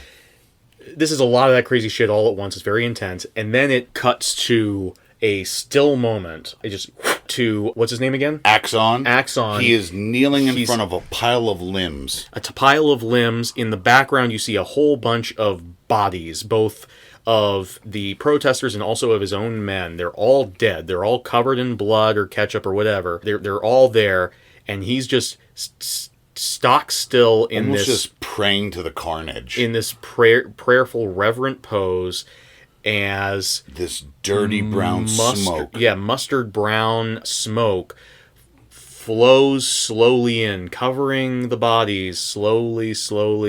It's not as slow as a Lynch shot, but it's slow for this movie. And it covers the bodies and slowly comes up and envelops him. And that's the end. I think, is that the end of the whole segment? I believe that's the end of the segment, yeah. Holy fucking shit. Yeah, it's amazing. I don't necessarily know what that shot in particular means, but it doesn't matter. It's gorgeous. And there's something about, like, that sort of, like, chaos, crazy shit. Still. This is also that sort of meditative moment at the end of it that just sort of like brought it all home for me, and I'm going to remember that until I die. This is also the sequence where we watch Axon pull the head off a dummy, yes. and then a skull pops up from the torso. Pops out. It's like a little moment from Disney's Haunted Mansion in the middle of all the craziness. Like, if you watch it, like, it looks so fucking hokey, like, if you ever see a still of it. It's great. But it's so fucking amazing. Like, it's the best thing I've ever fucking seen. I want that to be a GIF. I'm going to use it for everything. It is a GIF. I've seen it before. It is a GIF? Yeah. Awesome. Awesome. No, it's this, but yeah, this is fucking amazing. I thought of two other things, one that I loved and one that I hated. Sure. The negative is there is a scene towards the end, again, in the bit that we both are not as hot on. Berg, Uranus? No. Okay. There's a bit when the thief is about to get on the boat. They're about to travel to this other place. Oh, yes, I didn't...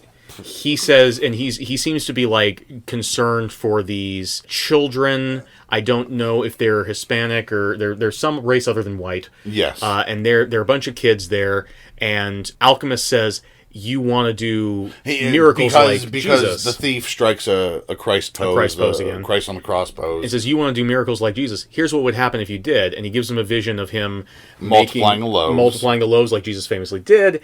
And all the kids and their parents immediately start killing each other over these... only children, I believe.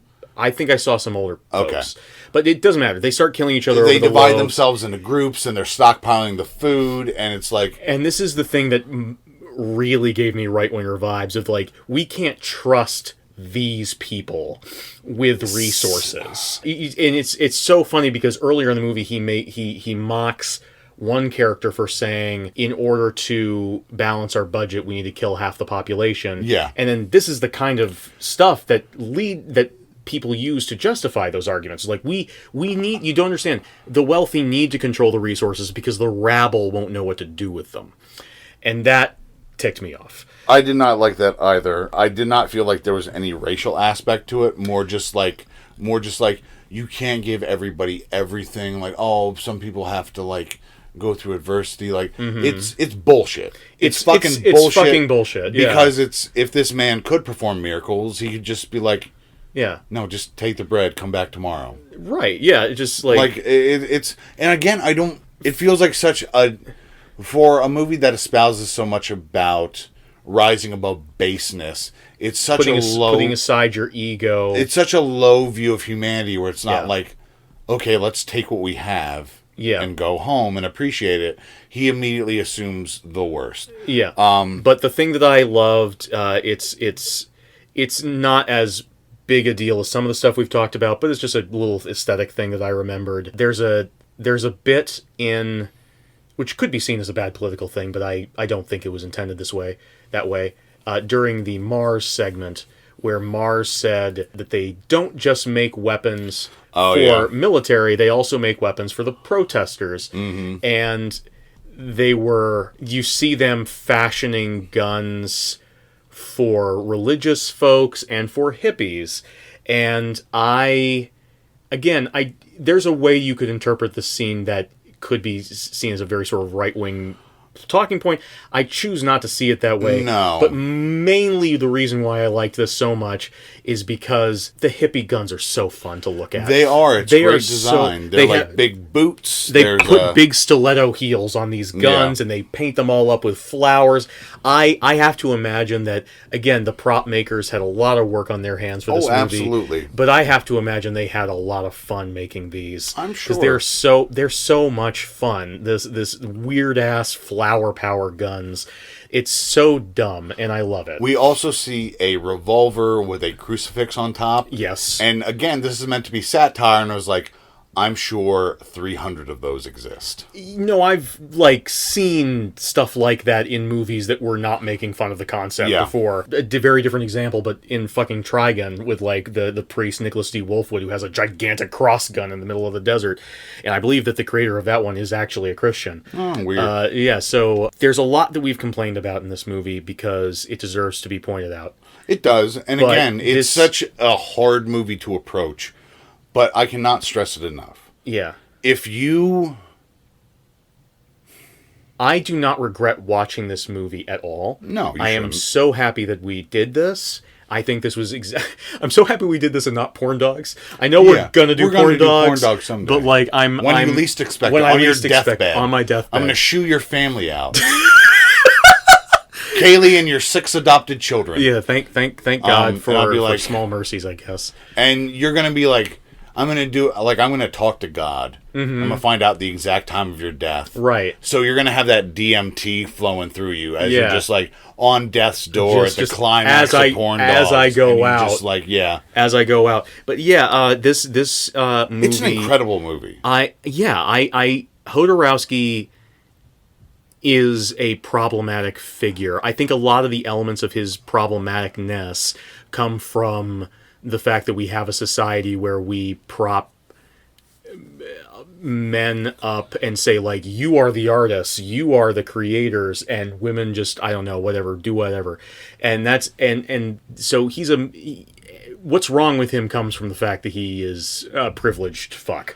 And I think that, because of that does not mean that he doesn't have talent and didn't create a singular film and doesn't mean he doesn't have things to say. Yes, and he does say a lot of things that I agree with, and he says a lot of things I don't agree with. Picasso was a horrid piece of shit as a human being. It doesn't mean that he wasn't an incredible artist. The same with Thomas Kincaid. This movie is incredible, and I encourage people to watch it. It's worth your time. I think that you're never going to see anything like it. You won't. This will most likely, this isn't going to join my collection. It isn't a movie that is going to be one of my favorite movies going forward. If you had to pick which impenetrable art film I like more, I definitely enjoyed Eraserhead more, just because Lynch has vibes that I enjoy. I vibe with more than Jodorowsky's There's less vibes. to take contention with in Lynch's work because it's so apolitical for the most part. His work is very apolitical, but at the same time, I think that this is worth your time. I think this is absolutely worth your time in terms of just if you're just someone who appreciates art and wants to see some truly wild shit. Yeah, you will never see anything like this. And again, this is probably the weirdest movie I've seen too. Mm-hmm. So I guess show over. And this is another reason why I'm a seeker. It's it's not even I need to find something that's crazier than Holy Mountain. It's just I need to find something that's such a labor of mad love. You said something before we started recording where you were like, how do we introduce this movie? It's the most this, it's the most that. And you said for a second, it's the most unique. But then you corrected yourself. Nothing can be the most unique because if you're unique, you're not like any other thing. Yeah, it's and that I think is more what we're about. It's not like finding the best weird movie. No, it's about finding a lot of weird movies. It's about exploring. It's like, okay, granted, I saw a half man, half woman with puma titties spraying someone with milk from their puma titties, and nothing I see again can is ever going to be that. No. Yeah. But that's okay. Like, I Yeah. can still enjoy other things. There's nothing like this movie, just like there's nothing like a lot of movies that we've talked about. This movie is just the singularness of this movie is a little bit fucking weirder and stranger than the singularness that is Paddington 2. Just the thickness of the symbolism and the imagery, the relentless pace, The wide-ranging topics that are being discussed and satirized and skewered and critiqued. It's like trying to find all the references in League of Extraordinary Gentlemen. It'll take you a year. And just like it's, this movie is not for everybody. Clearly, if you have not parsed that yet. Mm-hmm. If you are a seeker, if you are an explorer, if you like pina coladas, if you want to getting caught in the rain, if you want to see one of the wildest things put on film, if you want to see something that will change you, just for the sheer fact that you will see things that you will never see again and you have never seen before, and now you're a little bit number. Now you're now you're like you look at Edward or Tim Burton and you're like, oh, you ain't shit. What the fuck are you doing, little boy? Oh, things are black and white. That's cool. Good for you, bud. Good for you. If you want to see a movie that convinced Billy to do an episode drinking, this is a movie that had me so confused and feeling so weird afterwards that I was like, yeah, absolutely, hand me the Twisted Tea. Yeah, that's what I do drink that because of the carbs.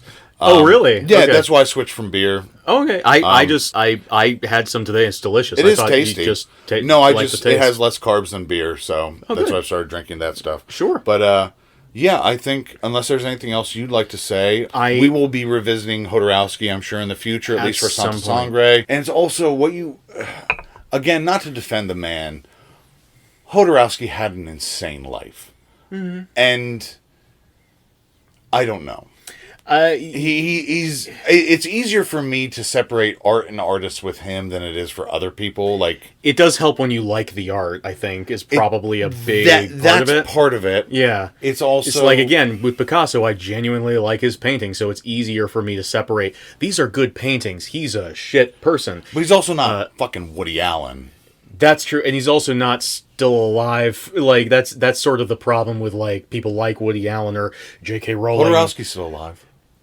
Yeah, like people like, but I'm talking about like J.K. Rowling and Woody Allen, where it's like, hey, you are actively harming people right now. Right. I don't know if Jodorowsky's actively harming people right now. I think he's just a crazy, excited old man. He seems to be someone, he doesn't seem to be doing a lot of active harm as much as he's just sort of like somewhere, someplace planning a whole bunch of movies that will never be made. Probably. Because he seems to have a new one in production every other week. That's always the craziest shit you've ever heard of.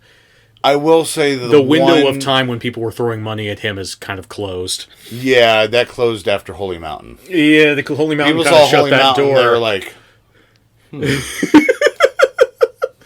yeah, maybe the man wearing the banana pants is not the one we should have given a blank check to. Just funny because a lot of people love this movie. It is well loved in the circles that it's well loved in. Insane. Like, you don't see things like this ever. Yeah. Again, it is an artifact it's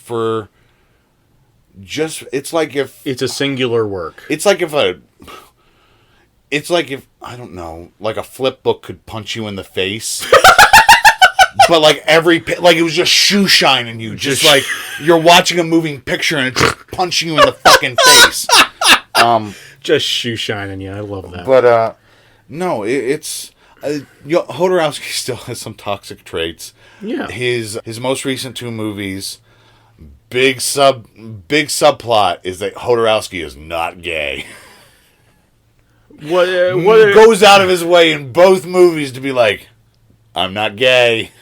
What a mature human being. What an adult person. Yeah. Again, he's an old man. He grew up in a different culture. Like, again, we have to understand that he is not American, and our values even to reflect the values at the time in America, we can't project that on people in other countries. I guess. I know it still sucks. It still sucks. But people are really so much the products of their environment that... Yeah, no, I understand that. But, like, again, you and I were watching Evil Dead Trap last week, and we were acknowledging that rape is very fetishized in Japanese culture, and at the same time...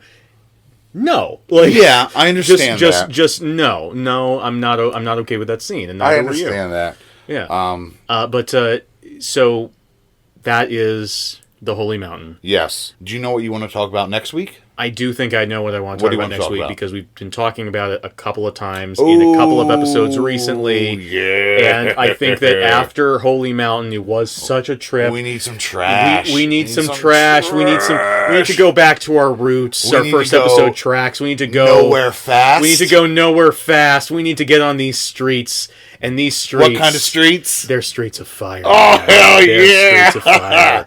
I'm so excited. I love this movie, people. I love this movie. Oh, man. It is so much fun, and it is... All right. I believe it's available on streaming on a few services. I hope so. I think it's on Netflix, at least. Okay, good. Go watch Streets of Fire so you can be prepared for this episode. Go prepare for this episode. This has been a crazy episode. This has been a crazy day. All right. Thanks very much for listening, and we'll see you next week. See you next week. Bye-bye.